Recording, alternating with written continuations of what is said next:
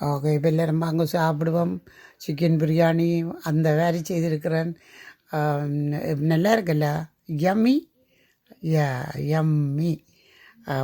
இதை ஓயில்கள் அதுகளெல்லாம் எக்ஸ்பெண்டிச்சர் செய்தபடியாக பயப்படாமல் சாப்பிடலாம்.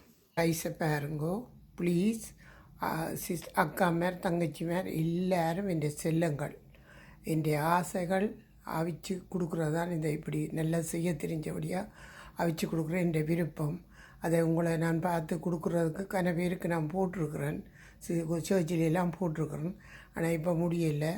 அதால் ப்ளீஸ் எனக்கு அன்பாக இதை பார்த்து நீங்கள் செய்து சாப்பிட்டாலும் எனக்கு சந்தோஷம்தான். வந்தால் கூடி நான் போடுறதுக்கு சந்தோஷம்தான். அப்போ நீங்கள் இப்போ என்ன செய்கிறீர்கள், இதை கவனமாக பார்க்குறீங்க என்னென்ன சாமானுண்டு.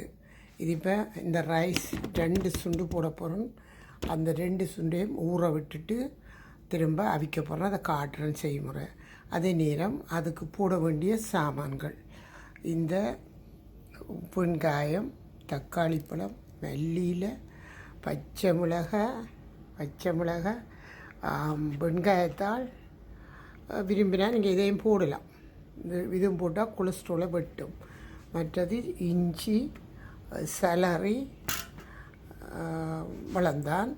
அதோட இதை வறுத்து அரைக்கும். இந்த சாமானில் பவுடரை ஒன்றும் கடிபடாமல் வறுத்துட்டு இதையும் அடித்து அவிஞ்சொன்றிருக்க நான் காட்டுறேன். அதே நேரம் அது அவிஞ்சொன்றிருக்க ரைஸ் ஒரு பக்கத்துலேயே அரைப்பதம் அவிய இது இவ்வளத்தையும் முழு சிக்கனில் செய்யணும். அது எல்லாத்தையும் செய்து கொண்டு போய்க்க இது எல்லாம் ஒன்று ஒன்றா போடணும். அதை நான் காட்டுறேன்.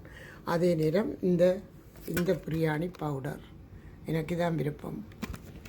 தயிர் இதில் 1/2 கப் தயிர் போடுவேன். இதான் நெய். இந்த நெய்யில் செய்யணும். இது உப்பு உங்களுக்கு தெரியும்.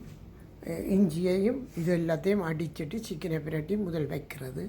வச்சுட்டு முழு சிக்கன், இந்த முழு சிக்கன் எல்லா அங்கமும் சேரணும். பிரியாணிக்கு தனியாக லேக்கில் மட்டும் செய்கிறது அது அவ்வளவு சத்தும் இல்லை, அவ்வளவு டேஸ்ட்டும் இல்லை. முழு கோழி போடணும். முழு கோழி, இந்த கோழி ஒரு பெரிய கோழி போட போகிறோம். இந்த மஞ்சளை பிரட்டணும். கோழியில் பிரட்டி இஞ்சியை முடித்து இந்த கோழியில் பிரட்டணும். அப்போ அதை வெட்டி நான் இப்போ வெட்ட போகிறேன். சின்ன வெட்டி நல்லா திருப்பி ஒருக்கா கழுவணும். கழுவிட்டு திரும்ப நான் ஒரு முழு கோழியோட ஒரு ப்ரெஷ்ஷும் போடுறேன், போன் உள்ள ப்ரெஷ்.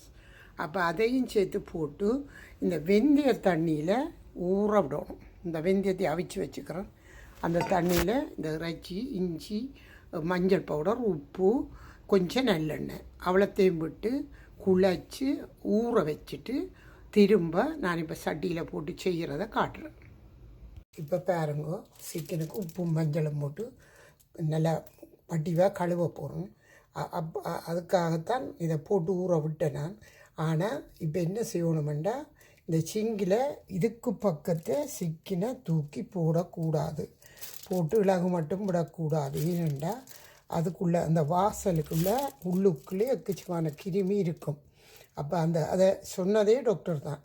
அந்த கிருமி பக்கத்தை இதில் இப்படி போட்டு சிக்கனை வச்சால் முழு கிருமி அந்த சிக்கனில் ஏறும். நாங்கள் குக் பண்ணினாலும் அது கூடாது. அதே நேரம் சில ஆட்கள் அந்த சிங்கில் கொப்பளித்து துப்புறது, அதையும் செய்யக்கூடாது.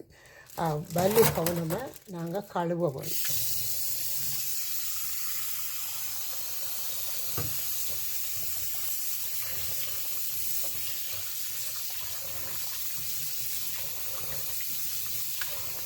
இந்த சிக்கன் ஒரு பொல்லாத கிருமி உள்ள ஒரு பொருள்.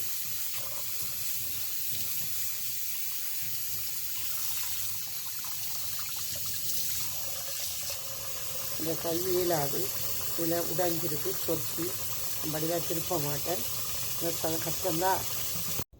தேசிக்காயில் புளி வரையிலண்டா இதை மைக்ரோவில் வச்சுட்டு புளிஞ்சால் அவ்வளோ உள்ள புளி எல்லாம் வரும்.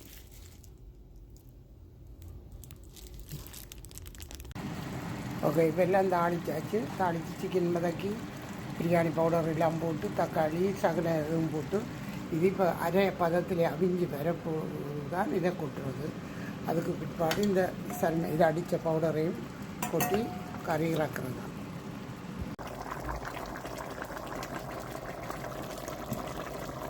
இப்போ இந்த அடித்த அந்த அன்னாசிப்பூ சகல இதுகளையும் அடித்த இதை கொட்டுறோம். கொட்டிட்டு அதுக்கு பிற்பாடு இதை கொட்டி மல்லியிலே கடைசி இறக்க போட்டு நல்லா வறண்டு வர திரும்ப கொஞ்சம் தண்ணி விட்டு இந்த ரைஸை கொட்டி திரும்ப மூடுவோம். எல்லாத்தையும் நல்லா பிரண்டு வர ரைஸ் மல்லியிலே எல்லாத்தையும் திரும்பவும் போட்டு தோசைக்கல்லை வச்சுட்டு அதுக்கு மேலே இதை வைக்க நல்லா வரணும், உவிஞ்சு வரும். தோசைக்கல்லை வச்சுட்டு திரும்ப இதை தூக்கி இளமையில் வைக்கணும். வச்சா தான் அப்போ இந்த அடி பிடிக்காமல் அப்படியே அவிஞ்சு வரும், பத்தி பிரண்டு வரும். இப்போ என்னென்னு சொன்னால் வெளியால் வடிவுகளுக்காக பிஸ்னஸுக்காக ஓயில்களை கூட போடுறதால தான் அந்த பயம். சாப்பிட்ற வெளியில் பிரியாணின்றது நெய்யையும் கூட போட்டோ இல்லை ஓயிலை போட்டு இதை கூட நான் எக்ஸ்பென்சிவாக கொஞ்சம் நெய்யில் தான் நான் இது செய்கிறபடியாக பயப்பட தேவையில்லை. இனி வெஜ்ஜி எல்லாம் போடுறேன் இல்லை. அப்படி இப்படி நான் செய்கிற மாதிரி ஒரு பிரியாணி வேணுன்றா $30 வேணும் இங்கே கனடாவில். அதால் கடையால் சாப்பிட்டா அது கூடாது தான், உடம்புக்கு துப்புரா கூடாது. இது அளவாக சாப்பிட்டா சூப்பர், வெரி குட் டேஸ்ட் சொல்லி வேலையில். நீங்கள் இதை நம்பிக்கை செய்து சாப்பிட்டுட்டு அதுக்கு பின் நீங்கள் சொல்லுங்க கொமெண்டில் ப்ளீஸ். நல்ல சாப்பாடு எல்லாருக்கும் இந்த பிரியாணி ஆசை. இந்த முறையில் செய்தால் ஓயிலும் இல்லை ஒன்றும் இல்லை.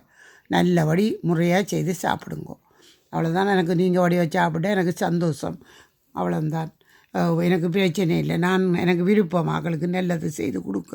ஆனால் இப்போ எனக்கு நீ இல்லாது. முந்தி நான் சேர்ச்சிகளுக்கு வச்சுக்குவேன். எல்லாருக்கும் இந்த சாப்பாடு தெரியும், அவ்வளோ டேஸ்ட். இப்போவும் வந்தால் கொடுக்குறது தான் விருப்பம். அப்படி ஒரு டேஸ்ட். அந்த டேஸ்ட்டை நான் உங்களுக்கு செய்து காட்டி நீங்கள் வடிவாக சாப்பிட எனக்கு மிகவும் சந்தோஷம். அதால் தான் நான் இதை முக்கியமாக செய்து காட்டுறேன். ஓகே, பிள்ளைகளெல்லாம் வாங்கோ, சாப்பிடுவோம். உங்களுக்கு பிடிச்ச மாதிரி செய்திருக்கு, உரைப்பெல்லாம் குறைச்சி அளவாக செய்திருக்கு, வாங்கோ. Okay, yummy. Oh very good, yummy. எனக்கும் டேஸ்ட்டாக தான் இருக்குது. அப்படி ஒரு டேஸ்ட்டப்பா. எல்லோரும் சாப்பிட்டு சந்தோஷம் பாருங்கோ. எல்லாருக்கும் இது சந்தோஷம். இந்த செல்லங்கள் எல்லோரும் சாப்பிடணும்.